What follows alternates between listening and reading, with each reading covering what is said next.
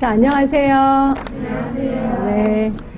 자, 우리 보건행정 담당하고 있는 김희영입니다. 보건행정 하면은 막 다들 어렵다고 난리가 나세요. 그죠? 그지?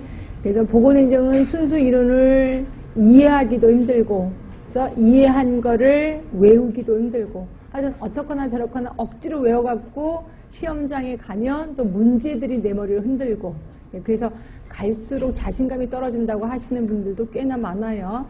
그런데 이제 희망의 끈을 놓지 않는 거는 개 중에 몇몇 분들은 거의 한 반 정도 되시는 분들은 보건행정이 시작은 되게 어려웠다. 근데 나중에 졸업할 때는 효자 과목이다라는 얘기를 종종 하세요. 그래서 공중보건이랑 비교했을 때 조금 어렵지만 나중에는 공중보건보다 훨씬 쉽다라는 얘기를 해서 그럼 그 키포인트가 뭘까라고 봤더니 이론이더라고요. 그러니까 이론에 조금 충실하신 분들은 문제풀이가 좀 더 쉬워지는 거고, 근데 이론을 좀 무시하시면 이제 문제가 점점 어려워지는 거고. 그래서 제가 이제 문제풀이를 3번에 걸쳐서 할 겁니다. 기출문제, 그 다음에 단원별 모의고사. 여기 각각의 이제 이론을 제가 끈을 놓지는 않을 겁니다. 그래서 계속해서 똑같은 이론을 반복해서 여러분을 좀 들들 볶을 거니까 잘 따라와 주셨으면 좋겠습니다.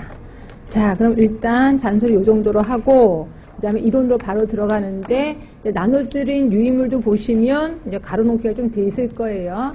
항상 이거에다 답은 제발 쓰시지 말라고 얘기를 하는데, 여전히 답은 쓰시더라고요. 그래서 답 쓰시려면 차라리 빈 공간에다 따로 쓰시든지 하셔야 되는데, 왜냐면 여기다 답을 쓰는 순간 이게 가치가 없어지거든요. 그래서 어떤 분은 저한테 또 따로 한 번 더 주세요 그러는데, 그러지 마시고 그냥 딴 빈 종이에다 답을 쓰시고 다니시면서 왔다 갔다 차 타고 다니시면서 쭉 보면서 할 수 있게끔 좀 해주셨으면 좋겠습니다.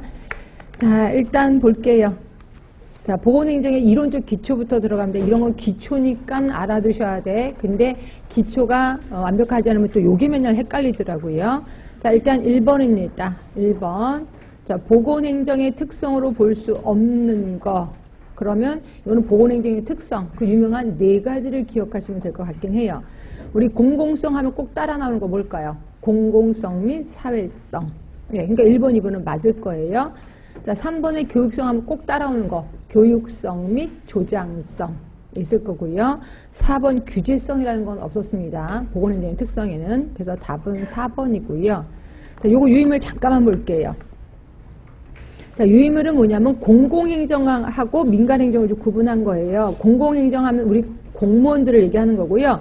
민간행정하면 회사 다니는 사람들, 그거 생각하시면 돼. 이미 이론에서는 충분히 연습을 했었을 거고요. 자, 1번 보시면 국가 권력, 강제 수단을 동원하는 것은 무슨 행정? 공공행정입니다. 자, 두 번째, 이윤을 추구하고 그리고 국민에 대한 책임은 별로 없어요. 자, 이거 뭘까요?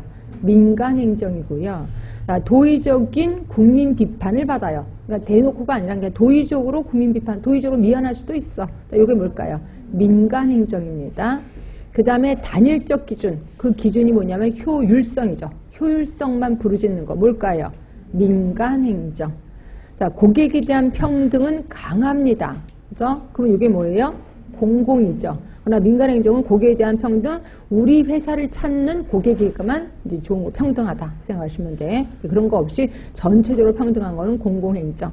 자, 획일적이다 그러면 공공행정입니다. 그런데 비해서 민간행정은 다양성을 부르짖고 있다 하시면 되고요. 자, 그런데 이렇게 다른 점도 있지만 같은 점도 있을 거예요. 그래서 그 밑에 보시면 공공행정과 민간행정의 유사점으로 볼 수 없는